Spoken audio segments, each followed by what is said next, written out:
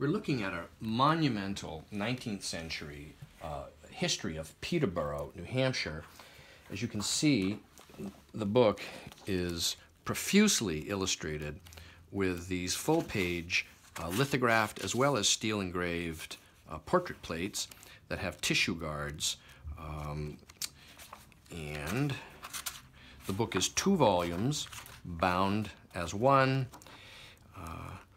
And in fact, the second volume begins right about here.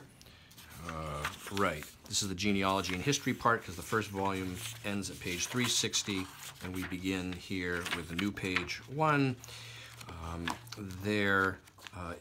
For some reason at the front when the book was rebound, there is no title page, but it's easy to determine that the author, in fact, was Albert Smith, and the publication date is 1876, Boston. The book is well known, and this book is now available online from me, Brian DiMambro.